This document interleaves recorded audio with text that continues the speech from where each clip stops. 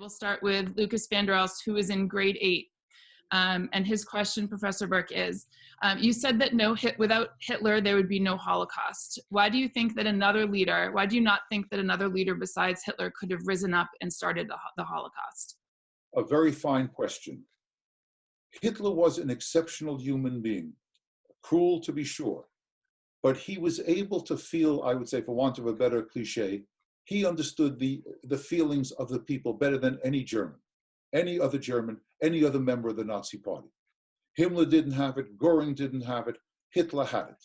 He was able to devise a program that met the aspirations of the German people. Once again, I'll pull Germany out of the war, I'll spit in the face of the Versailles Treaty. I'll rearm Germany.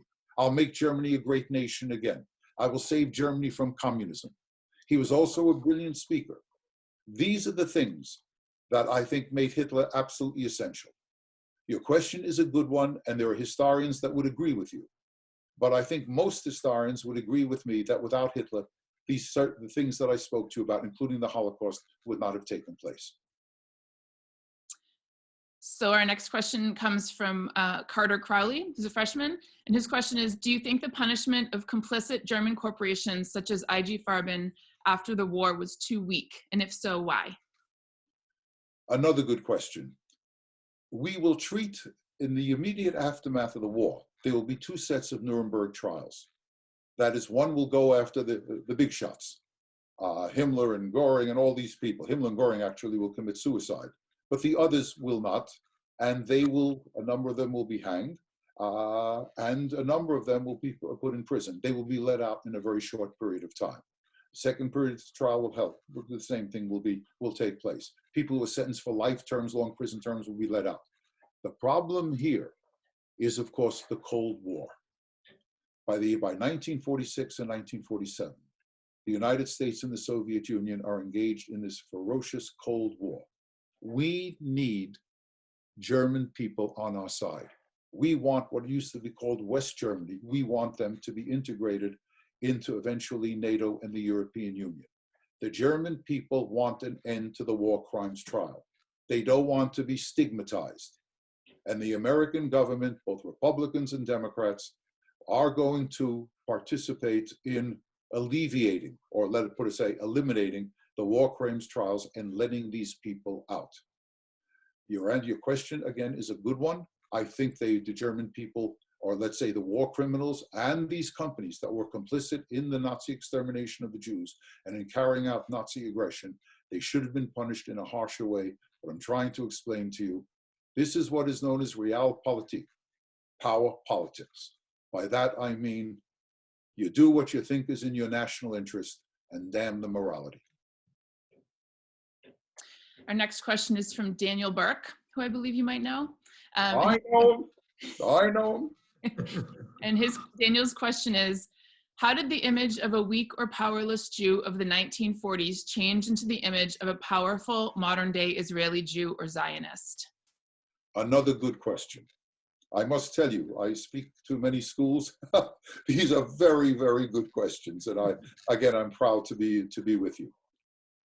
The image is transformed. First of all, after the war, we begin to learn a bit more about Jewish resistance to the Nazis and the problems that were confronted, that confronted the Jewish community. The Eichmann trial in 1961, when some survivors of the Holocaust spoke about how difficult it was to live under the Germans, then we had a better understanding. And then, of course, the creation of the State of Israel. The creation of the State of Israel, a people who had been harassed, harangued, a people who had suffered so much over 2 millennia, a people fighting against innumerable odds. After all, there were only 650,000 Jews living in Palestine in 1948. And yet their ability to triumph in 1948, to create for the first time in 2,000 years, a sovereign and independent Jewish state, and their ability to survive once again against innumerable odds, down to the present day, and the success of the Israel Defense Forces. This has changed. This has changed the image that Jews have. From the weak, the powerless Jew, the Jew who runs from a fight, the Jew who is always scared. Now there is, of course, a Jewish community, the first again, sovereign Jewish state in 2,000 years, this has led a number of people, large numbers of people, to change their view of the Jews.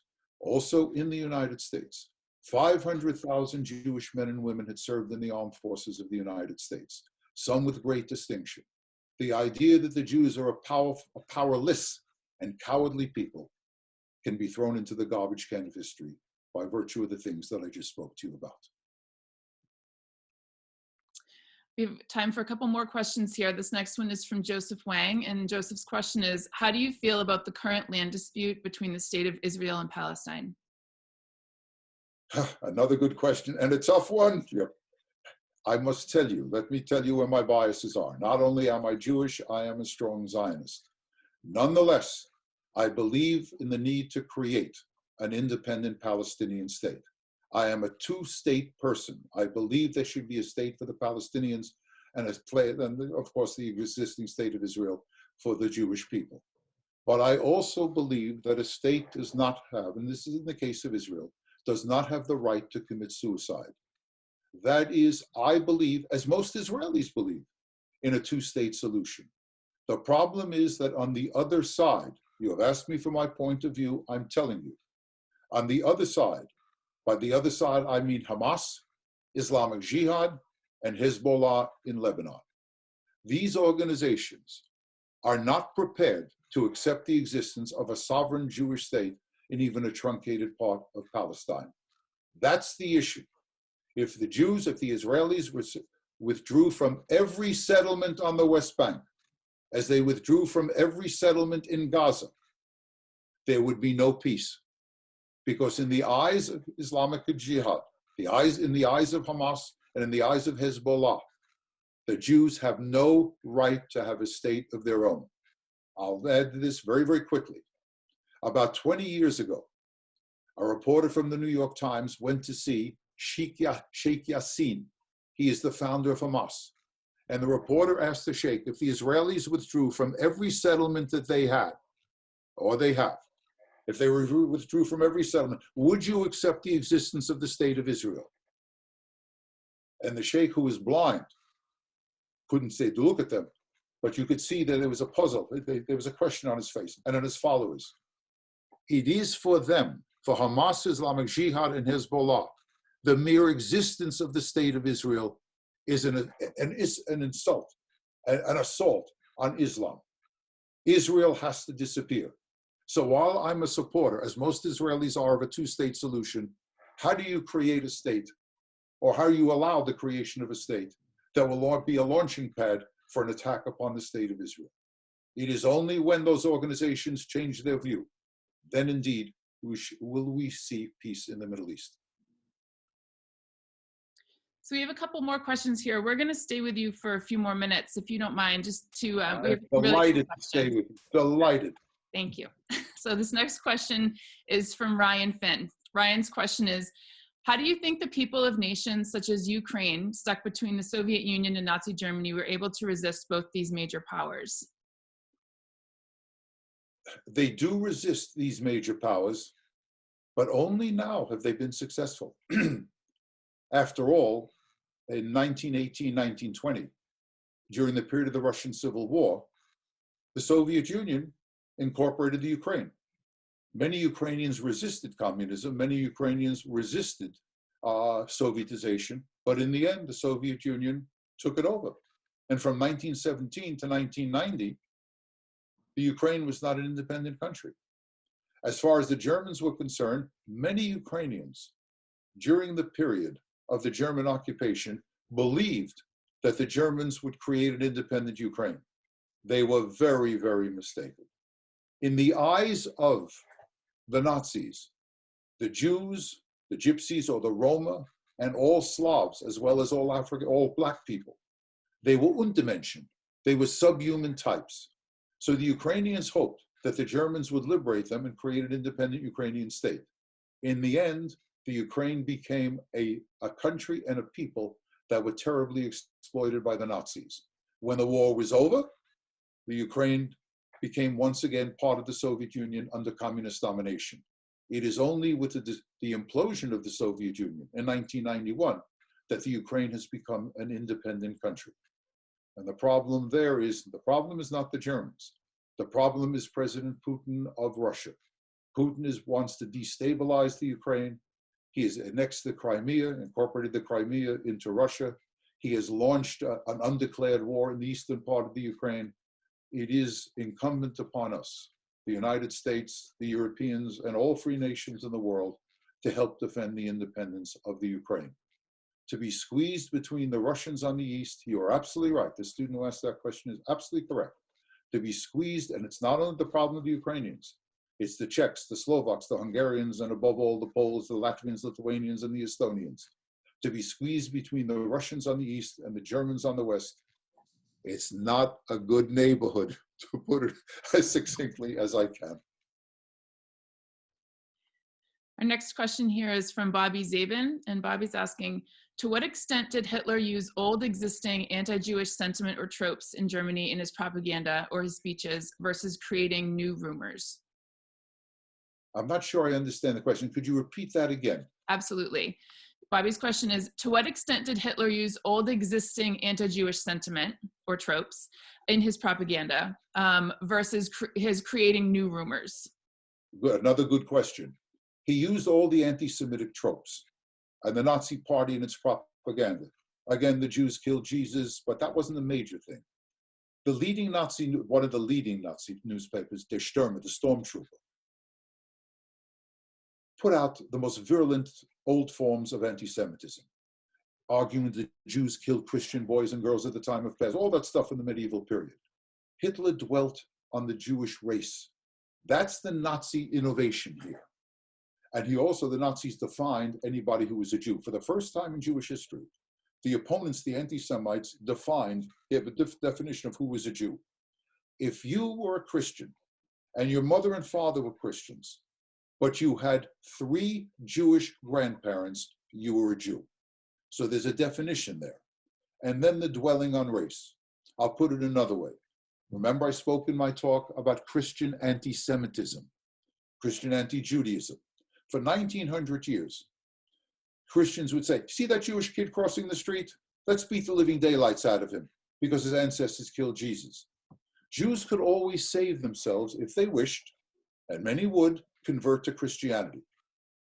That is, Christian anti-Judaism was not racist.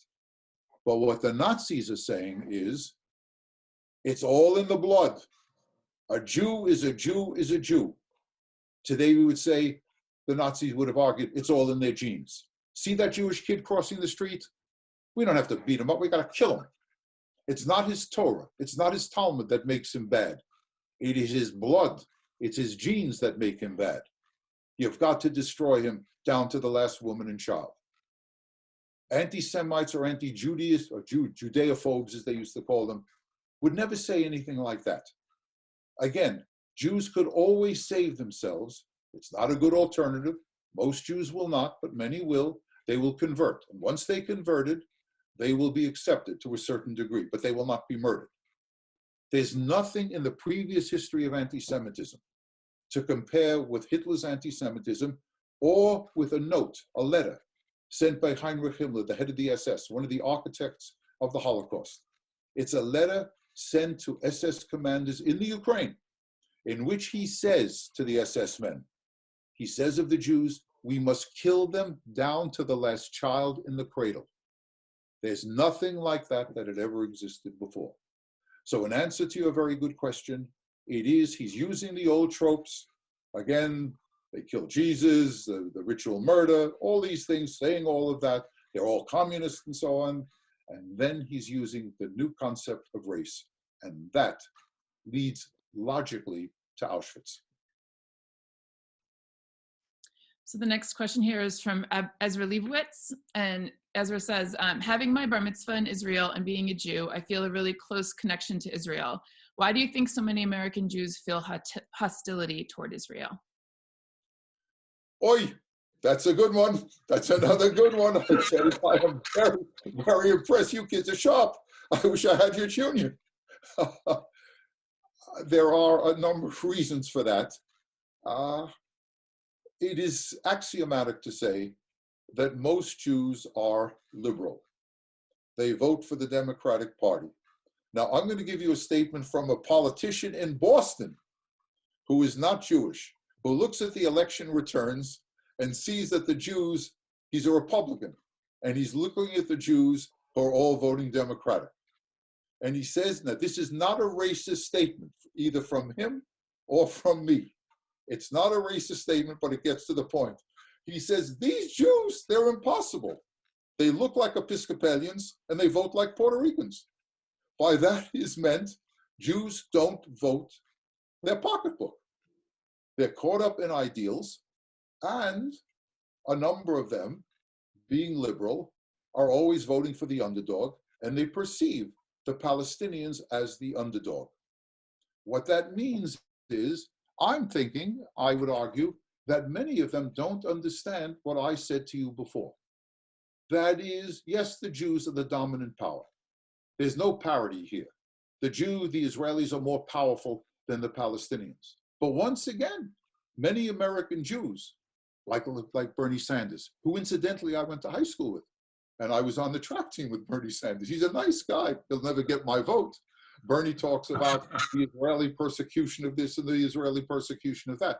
Bernie never mentions what I said to you before, that for large numbers of Palestinians, the ultimate goal is the extermination of the state of Israel. When Hamas says, we want to create a Palestinian state between the river and the sea, the river is the Jordan, the Mediterranean is the sea, and you don't have to be a wizard of geography to come to the conclusion that what they're really talking about is the destruction of the state of Israel. Many American Jews, liberals, think that the Palestinians are the underdogs, think that the Israelis are recalcitrant. They don't understand. They don't understand the pressures that the Israelis are under. The other answer, I think, to the question is, again, it's not so much that so many American Jews are hostile to the state of Israel. Many American Jews, particularly, unfortunately, some people your age and a little bit older, Israel it's not central to their Jewish identity. That's what assimilation is all about. They are more interested in other things. Now, I must tell you, again, I don't want to spin this out. I teach at a very nice school. It's a very beautiful school. I like my colleagues. I love the students. But there's a problem. It's not a problem if you teach science or mathematics.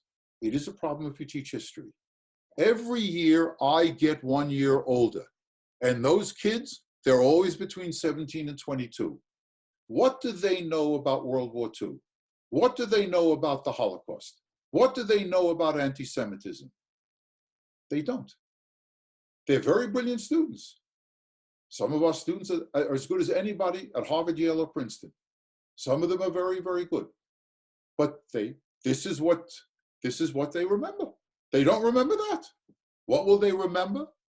They're too young to remember 9/11. But you know what? Sure as hell, you know what they're going to remember? What you and I are living through at the present time. That will form their political consciousness. That will leave an indelible imprint on their psyche. The things that were important for older generations, that are still important, they don't remember. World War II, the Holocaust, the Civil Rights Movement, all of this for them is ancient history. All right, Professor Berk, I think we have time for one more student question. This is the final one. This is from Michael. Michael's question is, what role did the Judenrat, the Jewish councils, play in executing the German plan?